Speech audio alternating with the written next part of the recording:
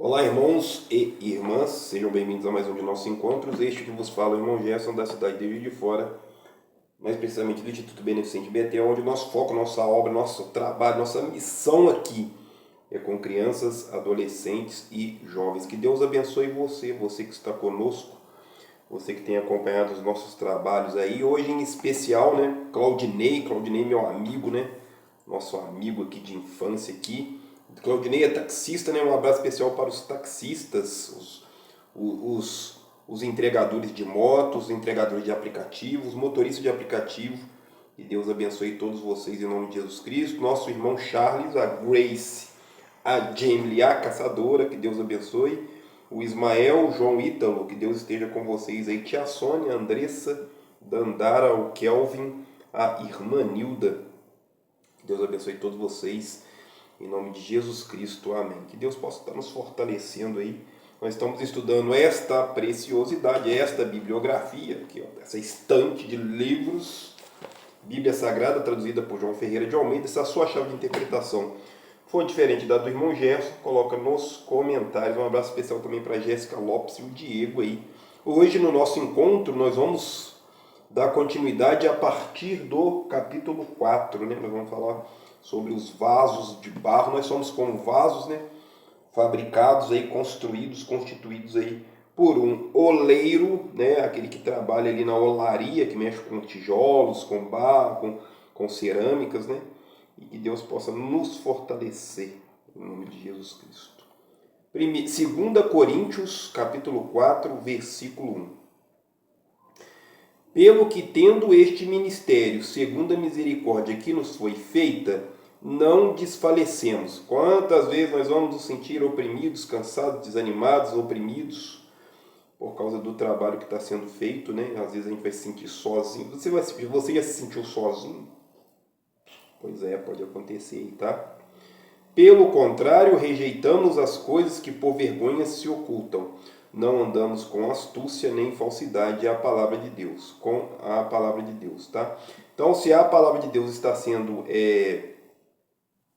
divulgada com carinho, com responsabilidade, com respeito, com amor, com autenticidade, com compromisso, né? A gente não pode se sentir envergonhado. Ontem no restaurante, nós fomos ajudar o nosso querido amigo Bispo Marcelino a pintar a igreja. Um exemplo que eu vou dar para vocês, tá? Aconteceu com a gente ontem. Aí ia demorar mais do que a gente tinha planejado, né? E aí estava dando hora do almoço, ele nos convidou para almoçar num restaurante lá perto, lá. E aí a gente entrou no restaurante, todo mundo sujo de tinta. E aí antes de almoçarmos, nós nos damos as mãos, fizemos uma oração dentro do restaurante. É isso, tá? É isso. Mas se o nosso evangelho ainda está encoberto, para os que se perdem está encoberto. Tá? Então a gente precisa divulgar a palavra de Deus aí. Nos quais o Deus deste século, entenda do jeito que você entender, o Deus aqui está com letra minúscula, tá? Pessoal lá de baixo. Cegou os entendimentos dos incrédulos, para que não lhes resplandeça a luz do Evangelho da glória de Cristo, que é a imagem de Deus, a glória de Jesus Cristo, este grande mestre, esse verdadeiro mestre. Eu estou estudando aí o Jesus histórico. Meu irmão Jesus histórico é o Jesus fora da Bíblia. É impressionante, tá? Tem aí, basta você pesquisar, tá? Pesquisa aí no Google, Jesus histórico, você vai ficar impressionado. Impressionado aí, tá? E nós mesmos somos vossos servos por amor de Jesus, pois Deus que disse, das trevas resplandecerá a luz, é quem brilhou em nossos corações para a iluminação do conhecimento da glória de Deus na face de Jesus Cristo. É como se Deus colocasse aqui na terra uma lâmpada, né, uma luz na escuridão, e essa lâmpada veio o intermédio de Jesus Cristo, Jesus de Nazaré. Esse aí mesmo que você já ouviu falar, tá? E quando a gente olha para a cruz, a gente sabe que realmente existe coisas a mais aí que a gente não compreende, que a gente cria um monte de narrativas, que a gente briga, que a gente tira proveito. Irmãos, tiram proveito? Sim, utilizam-se daquilo que era para ser feito de graça para ficar rico, para conseguir Pix, tá? Tem muito aí. É triste, mas infelizmente acontece demais aí. Tem um monte aí, tá? Tem um monte. Temos, porém, este tesouro em vasos de barro, para que a excelência do poder seja de Deus e não de nós. Quem são os vasos de barro? Os humanos. Quem é frágil, quebra à toa? Os humanos. Quem foi fabricado por algo maior? Os humanos, tá? A biologia tem o seu jeito de falar como se constitui uma vida humana, a matemática, suas probabilidades, a mecânica quântica, os átomos se encontram ou não encontram, a simetria, né? Todas as regras da biologia, todas as regras da vida, todas as regras da natureza, o próprio Deus, né? Quem é Deus? Vocês me explicam quem é Deus? Não sabemos explicar. Então nós somos como vasos. A comparação aqui do escritor, né, que é atribuído a Paulo, Paulo de Tarso, né, era Saulo, depois ele se torna Paulo, o pequenino, é que nós somos como vasos, né? E esse vaso, quando ele é constituído, ele está cheio de ar, ele está vazio, tem um conteúdo específico. Com o passar do tempo, com a nossa vida, a gente vai preenchendo esse vaso com coisas, com pensamentos, com sentimentos, com comportamentos, com questões humanas, com socialização, com repertório filosófico, espiritual, teológico, psicológico. E aí nós vamos enchendo nossos vasos aí, muitas vezes com coisa que não serve para nada, tá? Muitas vezes é isso. Perseguidos, mas não desamparados, abatidos, mas não destruídos, levando sempre por toda parte o morrer do Senhor Jesus Cristo no nosso corpo, para que a vida de Jesus se manifeste também em nossos corpos. Esse é o objetivo. É o Paulo que está falando, tá? Se você não gostou da ideia, reclame com ele. Vamos ser perseguidos, humilhados, escorraçados, vão tentar desprezar aquilo que a gente está tentando fazer, desvalorizar. Isso é o que mais acontece, tá? Mas a gente não pode parar. Eu trabalho com crianças, gente. 7 anos, a gente já tem adultos aí na sociedade e a gente percebe que o trabalho está sendo muito bem feito aí. E em especial um abraço para os nossos apoiadores aí, né? Fernando da padaria, o Silvio da agropecuária, a Rita, o Afonso, o Edmir. O Edmir, quanto tempo, tá? Um abraço para o senhor. O Edmir está com problema de saúde, e aí ele teve que se ausentar um pouco aí, mas está sempre mandando mensagem, sempre mandando um recadinho. Que Deus abençoe o senhor, tá?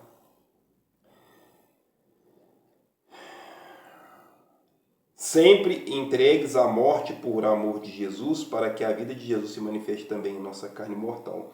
De maneira que em nós opera a morte, mas em nós a vida. Percebe essa ambiguidade, né? Dois polos, né? Vida, né? Vida de um lado, morte de outro lado. Se completam, interessante nesse ponto de vista.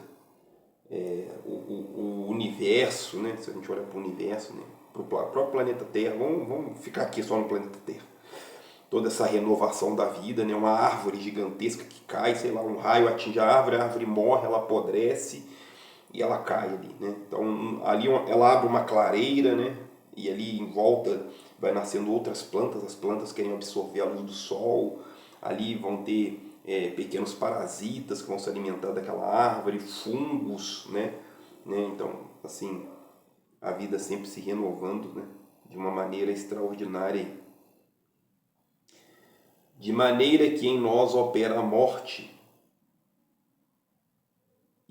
mas em vós a vida. E temos, portanto, o mesmo espírito de fé, como está escrito. Cri, por isto falei. Aquele que crê, ele vai falar. A maioria das vezes, sim, né? Outros vão ficar um pouco mais retraídos, não vão querer divulgar. Às vezes as pessoas vão querer guardar para elas. Eu fiquei um tempão guardando só para mim. Guardando para mim, assimilando, compreendendo, aproveitando, absorvendo, guardando para mim. Até que chegou um momento que eu entendi que eu tinha que transmitir, né, essa mensagem de amor, de paz, de esperança, de confraternização, né, de justiça para o próximo. Também nós cremos, por isto também falamos, sabendo que aquele que ressuscitou ao Senhor Jesus nos ressuscitará também por Jesus e nos apresentará convosco. Tudo isto é por amor de vós, para que a graça multiplicada por meio de muitos torne abundantes as ações de graças para a glória de Deus. E assim a gente consegue, através de um pequeno ensinamento, de um espaço, nós temos um espaço aqui, e através desse espaço você consegue ali mostrar que é possível sim ter uma vida abundante, uma vida cheia de Deus, uma vida cheia de alegria, uma vida com saúde, uma vida com respeito, né? Um trabalho digno, um trabalho que vai te deixar aí dentro do sistema capitalista de uma forma que você consiga sobreviver, tem a sua casa, a sua moradia, tem a sua roupa, né, tem os seus bens aí, né, faz parte da vida humana, tá? Faz parte aí, nós estamos inseridos dentro desse sistema e todo mundo gosta, tá? Ninguém reclama quando ganha dinheiro, né? Ninguém. Você já ouviu alguém reclamar que ganhou? Nossa, eu ganhei 100 mil, nossa, não queria. Não, você não vai ver isso por aí, tá? Você não vai ver isso não, tá? Temos, portanto, o mesmo espírito de fé, como está escrito, crie, por isso falei, tá? Por isso, ao crer, a pessoa começa a ter a convicção de que ela precisa falar, tá? Versículo 15. Tudo isto é por amor de vós, para que a graça multiplicada por muitos torne abundantes graças para a glória de Deus. Tem que transbordar nesse conhecimento, esse amor, essa filosofia. Às vezes você vai ter pessoas que vão dedicar os seus bens mesmo, né? o seu repertório intelectual, ou seja, sua graduação em teologia, sei lá, em música, né? Hoje é sexta-feira, nós temos a oficina de música, né? Começou com 2, já temos 6, e aí vai crescendo, é assim que funciona, e tem feito a diferença aqui na nossa comunidade aí. Por isso não desfalecemos, ainda que nosso homem exterior se corrompa. O homem interior, sabe, o eu, o pequeno eu, né? Que a psicologia vai falar muito aí, né?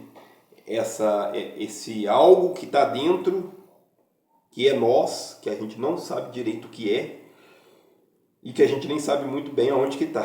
Porque aonde que está a consciência? Quando você dorme, né? Para onde que vai essa consciência? Ela fica quietinha no cérebro, ela vai vagar por aí, né? Como isso funciona? Quando a gente morre, né? Para onde começa a consciência, essa alma? Ela fica por aqui, ela vai vagar, ela vai para um lugar determinado. A gente acredita que existe o céu, acredita que existe o inferno, então a sua alma, ela vai para onde? Essa consciência, né? Por quê? Irmão Gerson, não, meu corpo sou eu, será? Né? Se você sofreu um acidente e perdeu o braço, o seu braço era você? Ou o seu braço fazia parte de você? Né? Você tirou o braço continua sendo você, ou você continua sendo você sem o braço? Sabe? Essas coisas que a gente pouco para pensar. Pois a nossa leve e momentânea tribulação produz para nós eterno peso de glória acima de toda a comparação. Nosso peso, né? Peso sobre as dificuldades que vão surgindo no dia a dia, as tarefas que vão precisar ser cumpridas, e a gente muitas vezes vai fazer corpo mole, vai empurrar com a barriga, não é minha vez, é para o outro, é para depois, é quem sabe amanhã, né? E a gente entende que cada coisa tem o seu lugar, cada um tem a sua, né, a sua importância para a vida, né? E poucas pessoas realmente olham para dessa maneira. Não, estou aqui porque não tenho outra coisa para fazer, e é aqui que vai pagar minhas contas, e eu faço isso aqui, mas eu não gosto tanto. Eu teve um amigo uma vez que matou a gente de rir, né? Que a gente trabalhava num hospital, na manutenção, e ele era responsável pela parte de pintura e pedreiro. E ele falou assim, eu estou pintando aqui, mas eu não gosto de pintar, não. Ué, mas você pintou, você não gosta de pintar? É, eu estou pintando, mas eu não gosto de pintar, não. Então nós somos muito legais, tá?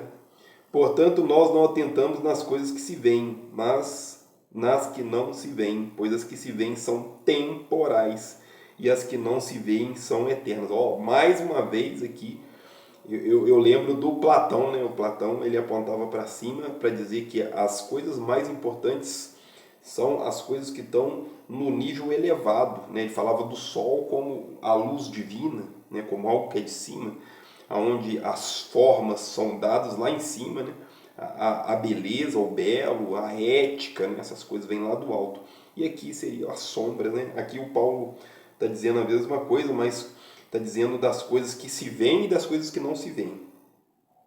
Das coisas que são temporais vão se desfazer por causa do tempo, e das que são eternas, né? A nossa alma, ela é construída, tá? E depois ela pode ser eterna. Ela não é eterna, ela se torna eterna, tá? Mas Deus é aquilo que já estava, já é, sempre será, continuará, já esteve. Nós não temos aí uma forma, um intelecto para poder explicar isso, tá? Isso está fora da nossa racionalidade aí. É difícil explicar essas coisas, tá? A alma é difícil de explicar, consciência é difícil de explicar, Deus, nossa, uma coisa eterna, a gente não é eterno. Como que a gente tem a compreensão que existe algo que é eterno? Ou algo que é ilimitado? Nós temos limitações, né? E esta caneta tem uma limitação, o meu corpo tem uma limitação, o nosso planeta tem uma limitação. Como que a gente tem essa compreensão de que existe algo que é ilimitado, sem limite, certo? Como que a gente tem essa compreensão? Capítulo 5, versículo 1. Olha, está avançando, hein? Paulo, muito obrigado por esta palavra maravilhosa. E que Deus nos abençoe nesta manhã de sexta-feira, dia 2 de maio. Está chegando o dia das mães, né? Que Deus abençoe as mamães aí. 2 Coríntios capítulo 5, versículo 1. Sabemos que se a nossa casa terrestre deste tabernáculo se desfizer, qual que é a nossa casa terrestre? É a casa que a gente tem no condomínio chique? É a casinha que a gente tem simples na comunidade? É o nosso corpo, tá? Sabemos que a nossa casa terrestre, nosso corpo, deste tabernáculo se desfizer, temos da parte de Deus um edifício. Percebe que nós somos um pequeno tabernáculo, uma tendinha, uma barraca, um barraquinho, e que Deus tem um edifício para nós, um condomínio, uma mansão. Você já ouviu falar da mansão de Deus, né? A sala do trono? A gente usa esses repertórios humanos para dar uma grandiosidade para Deus aí, tá? Uma casa não feita por mãos, eterna nos céus, tá? Por isso que são usadas essas metáforas para a gente tentar ter uma compreensão, tá? Por isso também gememos, desejando ser revestidos da nossa habitação, que é o céu. Então vai mudar a habitação, vai ser uma transformação muito radical aí, tá? Que ninguém vai conseguir explicar isso não, tá? Nós estamos num ambiente físico, com 3 dimensões, somos influenciados pela 4ª dimensão, ou seja, nós temos a ideia de largura, comprimento e altura, não sabemos muito bem o que é o tempo, só sei que o tempo está passando. E a gente corre o risco, um bom risco aí, de ir para uma habitação do céu. Opa! Tudo bom, menina?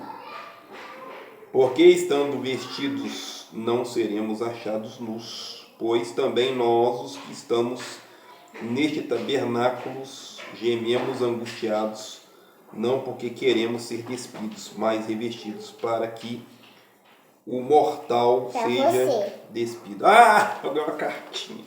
Ah, que bonitinho. Pra você. Deixa eu ver aqui se ficou bom. Alicia. Quem é a Alicia, hein? Não, ó. Ah. Gelson. Esse é meu nome? Ô, Gelson, eu levar surpresa pra você. Ah, dinheiro. Ninguém trouxe dinheiro? Não. Pode ir embora todo mundo. Tá aqui, Gelson. Ah, uma boneca. Eu ganhei uma cartinha. Uma boneca. Ninguém traz dinheiro pro tio Gerson. Difícil. É difícil aqui no Betel, tá? Ninguém traz dinheiro pra gente. Tchau, pessoal. Não fala nada dessas crianças. Não. Ninguém traz dinheiro. Ninguém traz dinheiro. Ninguém traz dinheiro. Não se esqueça de se inscrever no canal. Vai, nas meninas. Ninguém trouxe dinheiro. Isso que eu tô falando. Até o próximo cu. Ah, que bonitinho. Que bonitinho. Que bonitinho, né? É isso aí. São as nossas crianças aí chegando. Deus abençoe nossas crianças. Poxa vida.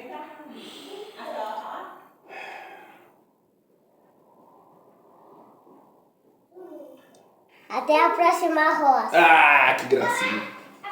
Versículo 6. Pelo que estamos sempre de bom ânimo, sabendo que enquanto estamos presentes no corpo, estamos ausentes do Senhor. Se eu não me engano, Sócrates já desejava a morte, porque ele entendia que tinha algo a mais aí. O Paulo fala isso: combati o bom combate, encerrei a carreira, guardei a fé. Tem pessoas que já entendem isso, né? Aqui é uma escola, nós estamos estudando para depois retornar aí para aquilo que realmente é levado para nós, tá? Enquanto estamos presentes no corpo, estamos ausentes do Senhor. Andamos por fé e não por vista, mas temos confiança, preferindo deixar este corpo e habitar com o Senhor. Este veículo físico que transporta mente, que é alma, né? Mente, alma, consciência, e o espírito, né? Aquela gotinha do Espírito de Deus que está em nós, essa energia que mantém isso aqui funcionando, né? O espírito retorna para a fonte, e a alma, que é os nossos pensamentos, sentimentos, comportamento, nossa postura diante da vida, nossa mente, nossa consciência, ela tem duas determinações aí, tá? Pelo que muito desejamos lhe ser agradáveis, quer presentes, quer ausentes, pois todos devemos comparecer perante o tribunal. Tem uma ideia de tribunal aí, um julgamento, tá? Tem uma ideia de tribunal de Cristo, para que cada um receba segundo o que tiver feito por meio do corpo, ou bem ou mal. Então nós temos aí a questão de fazer coisas boas e ir para um lugar legal, e fazer coisas ruins e ir para um lugar não legal. É isso, tá? Engraçado que quase ninguém se preocupa com isso não, né? Se a gente for olhar friamente para a humanidade, a gente olha para os nossos governantes, eles estão vivendo no luxo e no conforto. Quanto a população. Nós temos um posto de saúde aqui, tá ali. Se eu olhar daqui da janela eu consigo vê-lo. Mas oi, tudo bom? Consultar, o médico está de atestado. Já aconteceu comigo 3 vezes. Não sei se foi coincidência, não sei se existe coincidência, mas não foi só comigo que aconteceu isso não, tá? Então todos devemos comparecer a um tribunal aí, a uma espécie de julgamento. Assim que, conhecendo o temor do Senhor, versículo 11, tentamos persuadir os homens, né? Mostrar, vem comigo, aqui vai dar certo, tá? Um poder de persuasão. Tem uns caras aí que são muito bons, não só caras, né? Tem mulheres também, tá? O que somos é manifesto a Deus, e espero que nas vossas consciências seja também manifesto. Na consciência precisa manifestar aquilo que está sendo manifestado em torno de nós, né? Porque senão a gente vai ser só mais um. Só um daqueles, só um coadjuvante. Aquele que assiste só da arquibancada, não vai participar do jogo. Isso é muito comum, tá? Não nos recomendamos outra vez a vós, mas damos ocasião de vós glorificardes por vossa causa, para que tenhais que responder ao que se gloriam na aparência e não no coração. Quantas vezes nós vivemos de aparência? Quantas vezes nós queremos apresentar aquilo que nós não somos? A importância de sermos autênticos, né? Se eu sou cristão, eu devo ser cristão. Eu dei o exemplo do restaurante. A gente, antes de almoçar, a gente orou dentro do restaurante, sem se preocupar que estava sujo de tinta, se as pessoas iam olhar, o restaurante estava cheio, era feriado, o restaurante estava cheio. O nosso querido amigo Bispo Marcelino falou, vamos orar, porque a gente precisa, né, mostrar que, né, então, demos as mãos ali, juntamos as mesas, demos as mãos e a gente teve um almoço abençoado, é isso. Ah, não, eu estou com vergonha, não, eu estou sujo, não, que é isso, eu sou cristão, eu preciso dar o exemplo, eu preciso ser a Bíblia viva, foi o que aconteceu e foi maravilhoso, poxa. Versículo 14, pois o amor de Cristo nos constrange, julgando nós isto, um morreu por todos, logo todos morreram.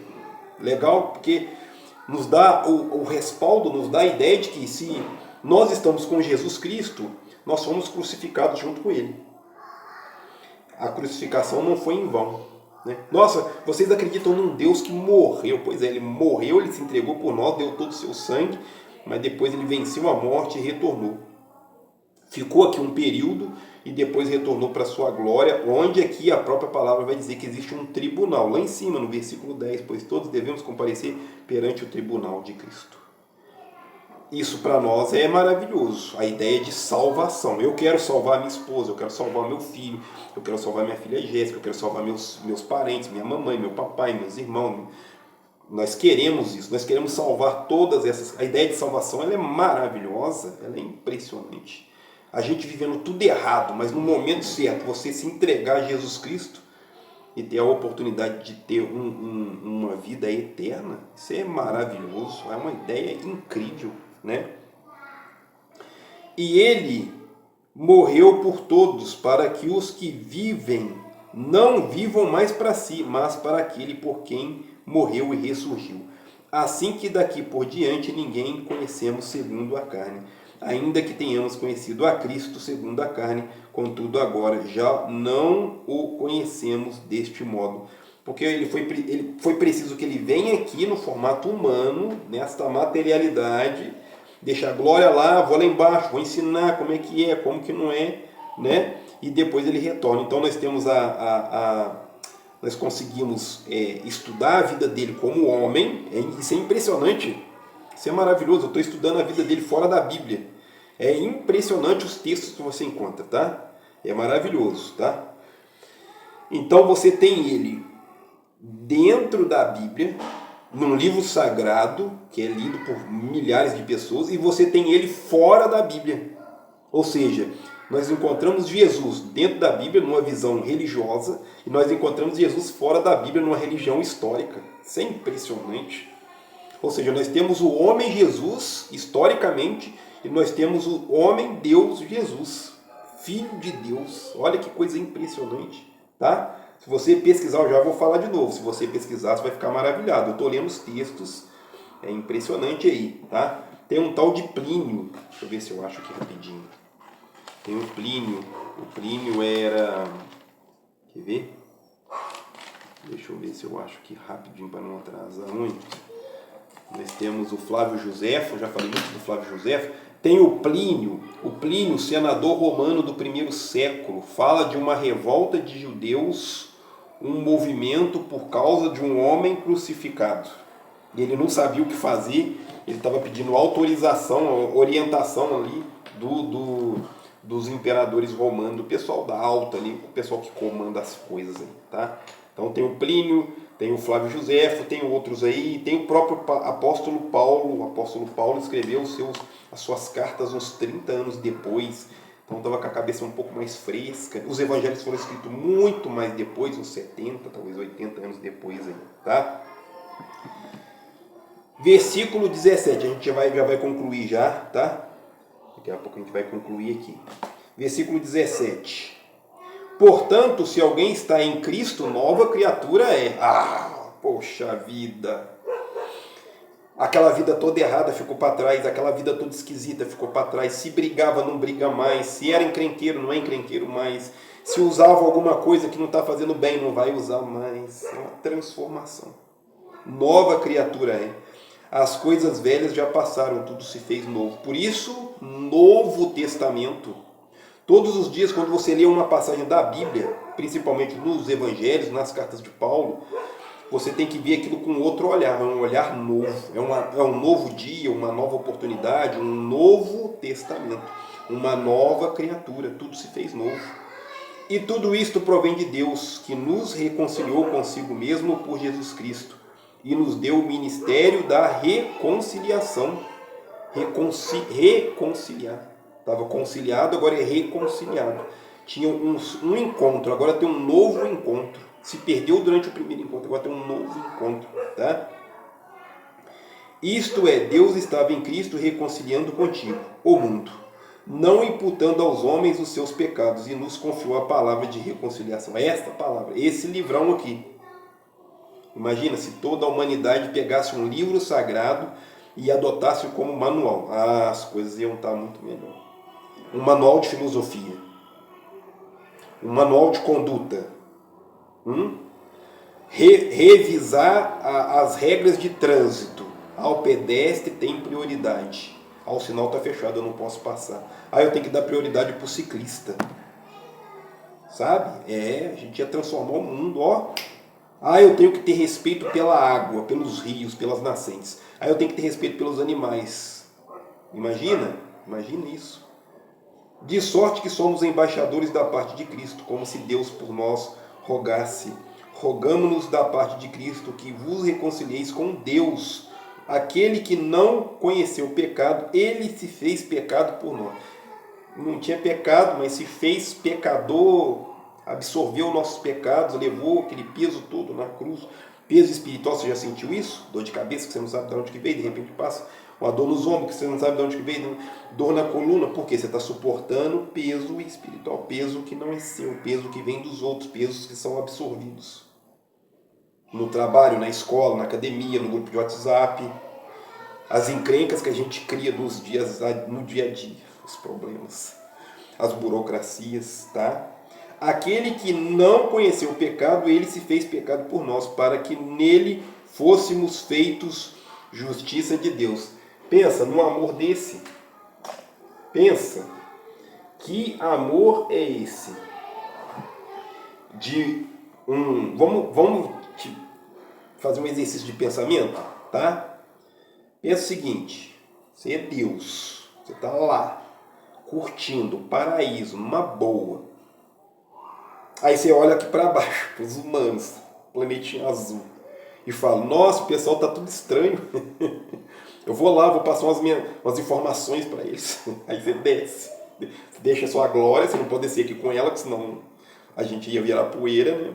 Aí desce como humano, nasce tua mulher, Maria aceita ali, o propósito divino, né? Recebe ali, não, vai nascer um menino, Jesus Cristo e tal. Vem Maria, vai crescendo aquele menino com 12 anos, já está lá no templo, passando por todo aquele ritual e tal. Ele começa a ensinar, o seu ministério dura 3 anos. O ministério dele durou 3 anos, ele revolucionou o planeta inteiro. Quando você vai estudar a história, tem antes de Cristo e depois de Cristo. O cara, em 3 anos, ele balançou isso aqui. Imagina se ele ficasse aí 80 anos ensinando. 3 anos. Pensa, 3 anos. Irmão Gerson, eu acho que Jesus não era filho de Deus, mas pensa, o cara ficou aqui 3 anos ensinando o que o cara fez. Não escreveu uma palavra. O pessoal que escreveu, o pessoal que viu, escreveu. Pensa, ele revolucionou tudo isso. Hoje você tem a oportunidade de viver aqui como ser humano e viver lá depois na glória como filho de Deus por causa desse cara. E a gente não liga para isso, a gente não presta atenção. A gente está com crianças aqui. Eu tenho crianças pequenas, 4, 5 anos. Imagina essas crianças crescendo, ouvindo falar desse grande mestre. O que essas crianças vão se tornar? Pessoas incríveis. É isso. E está tudo aqui, neste livrão, neste documento, neste manual da vida boa. A gente vai concluir por aqui. No próximo encontro, a gente vai partir do capítulo, anota aí, a partir do capítulo 6. Aí a gente conseguiu render aí 2 capítulos aí, certo? Que Deus possa abençoar vocês, em nome de Jesus Cristo, e a gente possa orar por nós, por nossos familiares. Hoje a gente foi no monte, minha esposa e eu, tia Simone, dona do meu coração, nós subimos no monte, fizemos uma oração para as pessoas que estão fazendo o tratamento na área da saúde. Se você tiver condições, se você puder fazer uma oração para alguém, faça pelas pessoas que estão nos hospitais. Ore pelas pessoas, pelos encarcerados. Ore pelas pessoas que estão aí perambulando, sem destino. Pelas pessoas que têm problema com drogas. Ore por essas pessoas. Quem sabe, se a gente se unir em oração, a gente consegue transformar mais vidas aí. Esse é o nosso objetivo aqui. Adote esse objetivo. Vamos orar pelas pessoas. O mundo precisa de mais orações. Senhor nosso Deus, eu te agradeço por este momento especial. Que Deus possa nos fortalecer, abençoar essas crianças que acabaram de chegar. Minha querida esposa, tia Simone, dona do meu coração. Essas crianças que deixaram aqui esta mensagem para o tio G. Nesta manhã, que Deus abençoe a casa delas, a família delas, os sonhos delas. Protejam essas crianças em nome de Jesus Cristo. Amém. Fiquem com Deus, até a próxima. Um abraço do irmão Gerson, valeu. Ajuda a gente, se inscreve no nosso canal.